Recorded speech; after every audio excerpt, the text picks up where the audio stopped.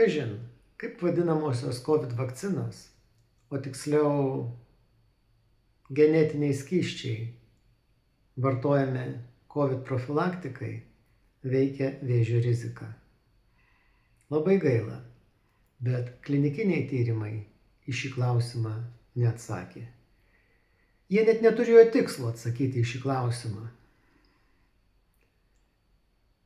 Nepastebėjo to ir vaistų kontrolės institucijos. O gal joms buvo liepta nepastebėti? Daugybė pasaulio valstybių pirko šios preparatus, neturėdamos jokių duomenų apie vėžio riziką. Ir štai pagaliau publikacija. Pietų Korėjoje išnagrinėti maždaug 8,5 milijono pacientų, šiaip žmonių duomenys, iš Korėjos nacionalinės sveikatos draudimo duomenų bazės. Tiriamieji buvo suskirstyti į 2 kategorijas. Pagal tai, ar jie skiepyti nuo COVID-19 ar ne.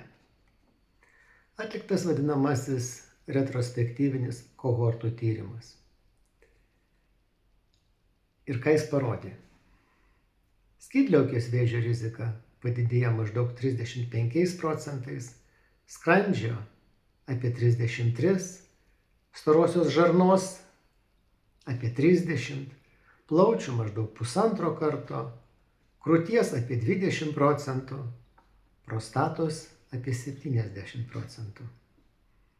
Šitos duomenis tyrėjai gavo stebėdami išnagrinėję pacientų duomenis maždaug 1 metus po vakcinacijos. Vis dėlto reikia pažymėti, kad kai kurių piktybinių navikų rizika, pavyzdžiui, leukemijos rizika, paskiepytiesiems buvo mažesnė.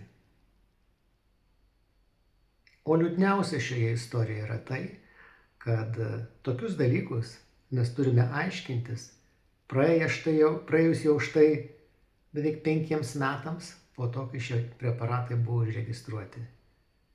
Visa tai turėjo būti išaiškinta klinikinių tyrimų metu.